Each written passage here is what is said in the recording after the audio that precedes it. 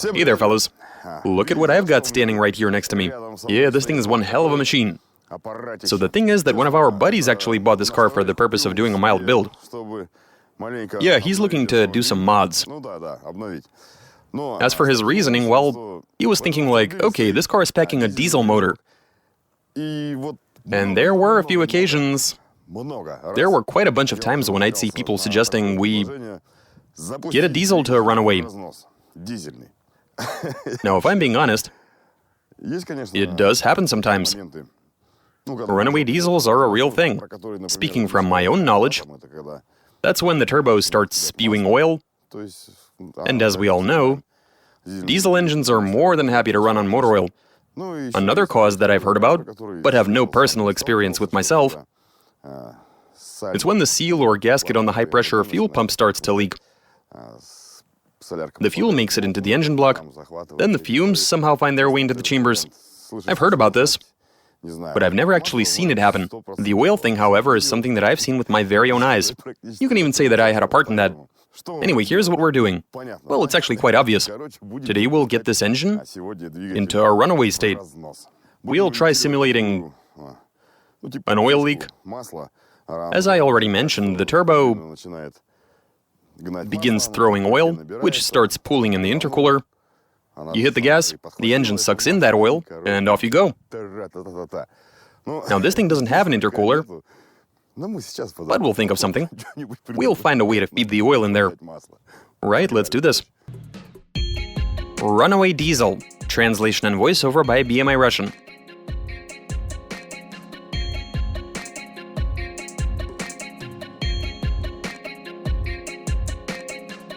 So first things first.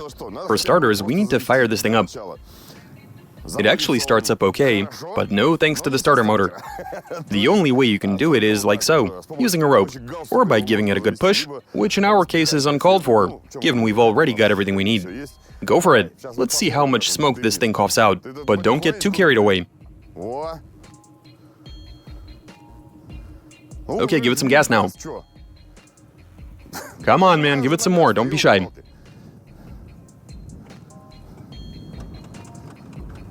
Great, something's happening.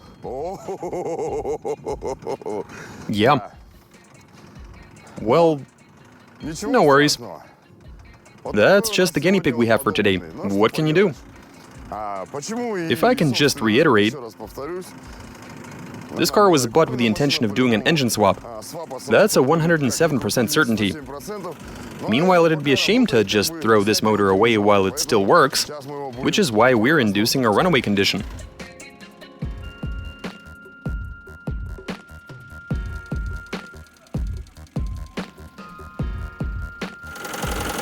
Right, so we don't have an intercooler on this one.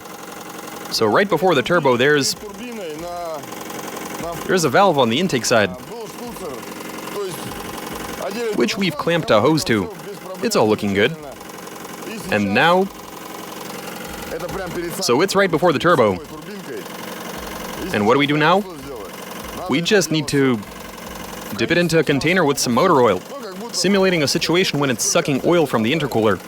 Hopefully giving it some gas will be enough for the engine to pick up that oil. And after that, we look on to see what happens.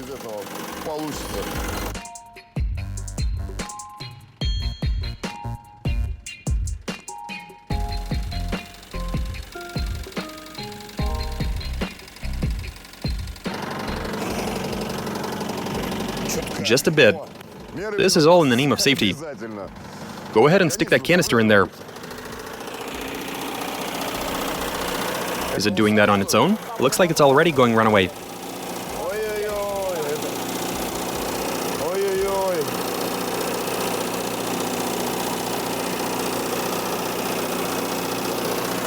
Just stick it right in there.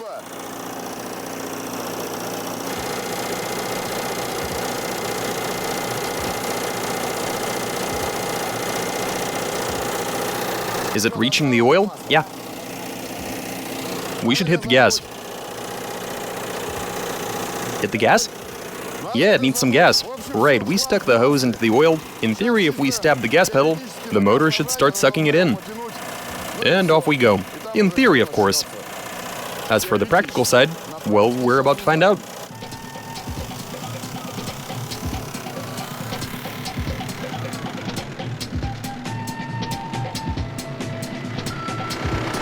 Far out. No, of course the motor doesn't smoke.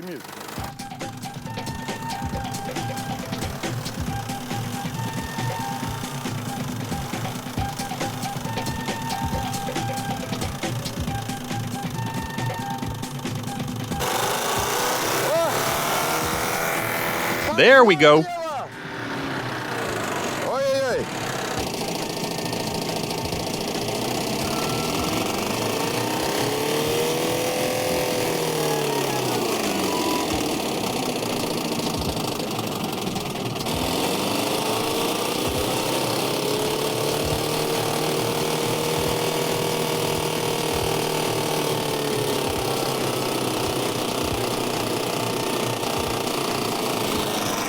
Okay, so it looks like that's it. That didn't last long. It didn't even overheat. The temperature is still okay.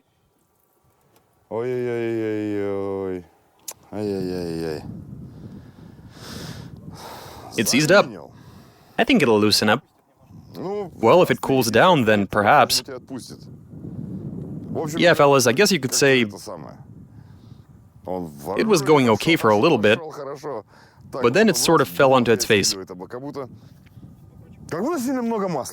It's as if we fed it too much oil. In any case, we are looking at a seized up engine.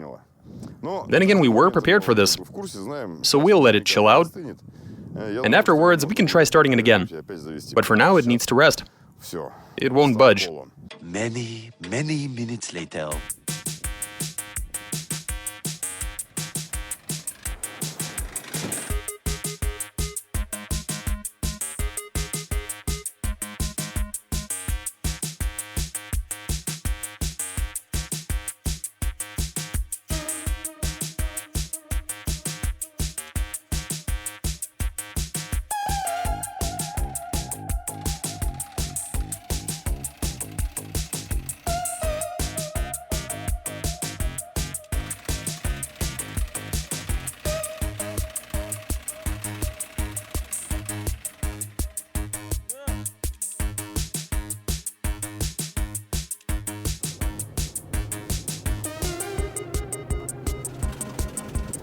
Holy shit, what a racket.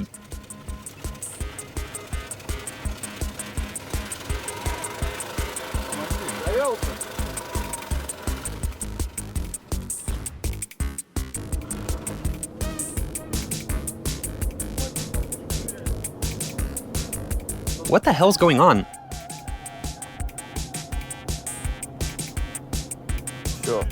That's it, the engine is seized. Oh, wait, no. It's free again.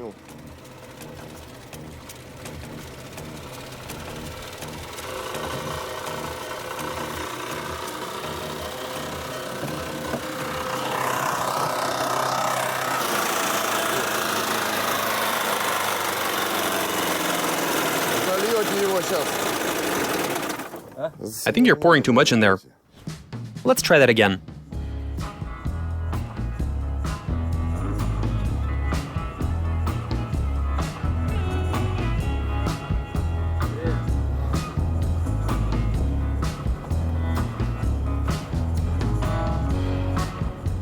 It seems to be stuck. What's stuck? The motor? Right, so now it's stuck. Something inside is sticking. Maybe it's the bearings or something else. The point is that we can't turn the engine over. We've been dragging the car back and forth, and we don't seem to be getting anywhere. So now we'll pack a few guys into the cargo area to load up the rear end and achieve maximum grip, in order to at least try to unstick the engine.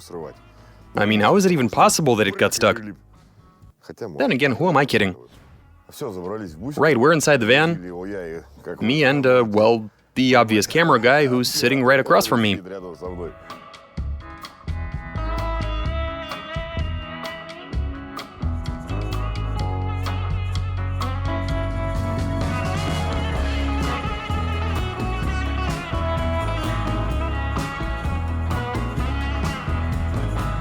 Okay, fellas, here's the situation. We were just sitting in the back of the car. We got the rear axle loaded up. However, we did encounter a new issue along the way, and that would be the clutch, which we severely scorched. The engine is stuck so tight that even the clutch can't hold on. Yeah, it is seriously locked up from the looks of it.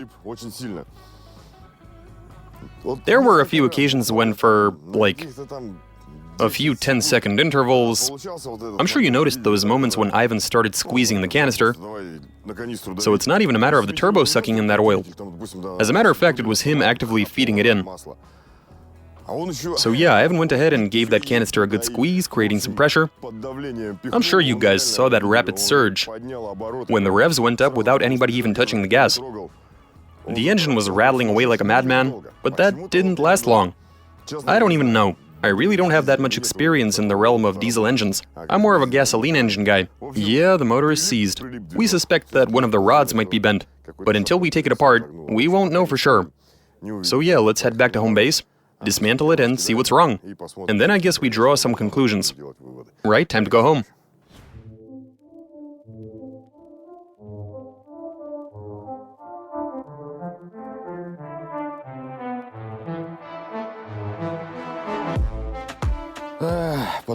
So we fed the oil in through the turbo, and the result? It wasn't able to keep up. When we squeezed that canister, the revs skyrocketed almost to the point of a runaway scenario. But, well, I guess we were feeding it a bit too much motor oil. So, yeah. Instead of opening up the motor, we've opted to pump out the excess oil. There was a bunch of it inside the cylinders. Getting the engine to crank when you've got so much oil inside the combustion chambers is literally impossible. Today we've decided to approach this a tad differently. So instead of motor oil, we'll try simulating a situation when diesel fuel is finding its way into the engine sump. Basically, we've added some diesel fuel to the motor oil. I reckon we'd be better off if we feed some diesel fuel into the intake instead of oil. As for what might happen, none of us really have any idea. It's a shame that it doesn't start when you turn the key, only when you push it.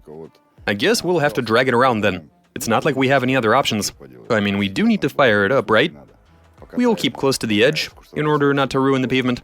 And hopefully we can make this work somehow. Let's do this. Go ahead.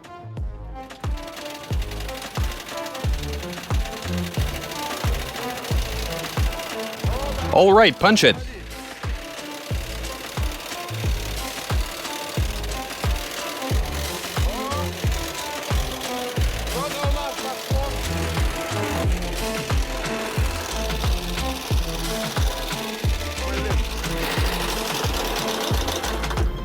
That's too much. Too much, man. Everything's rattling. Yeah, I can hear it too. Before it sounded like the fuel pump was shot. Now it's like everything is crackling and popping.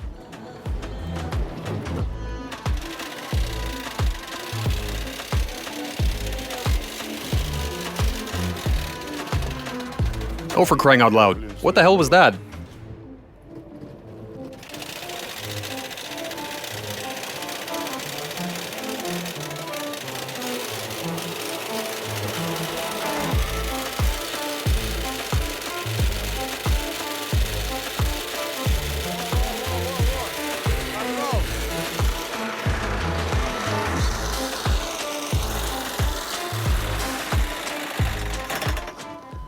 I still think you're pouring too much in.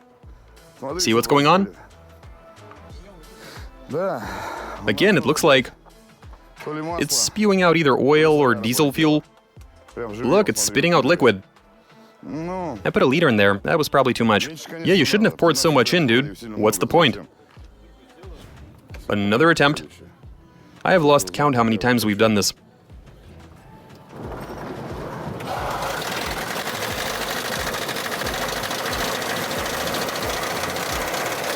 Stop the car.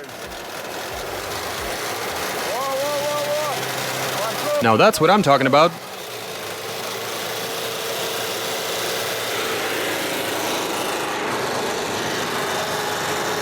We're looking good on this side.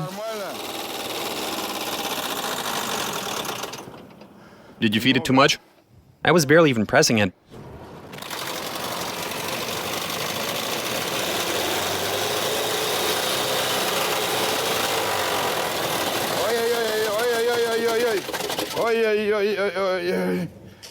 That's it?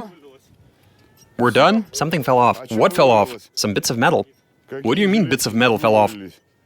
That seems a bit premature. God damn it. What fell off now? Let's have a look.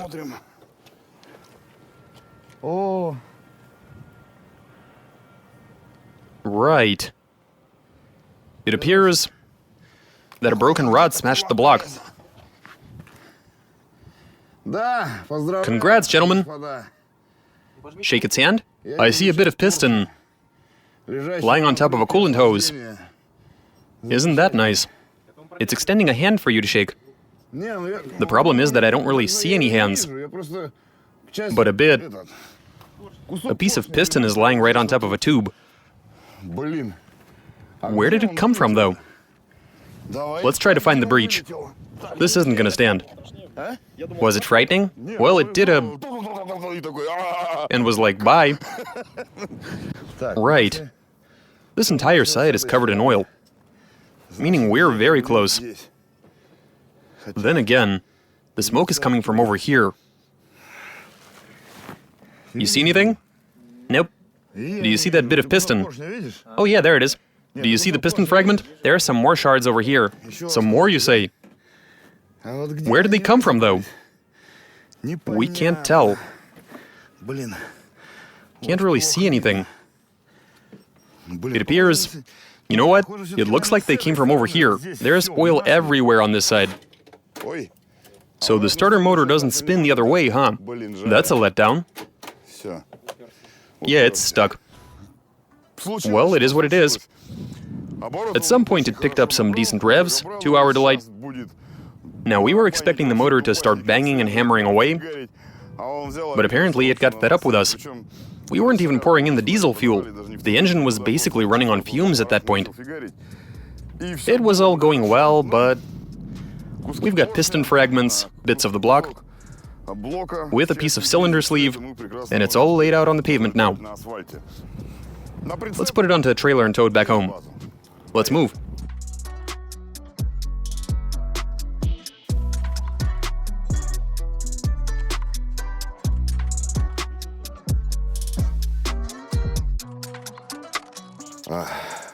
Here it is. We're looking at cylinder number 4.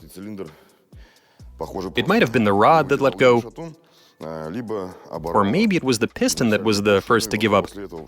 In any case, here are the consequences. As you can plainly see, it destroyed the block.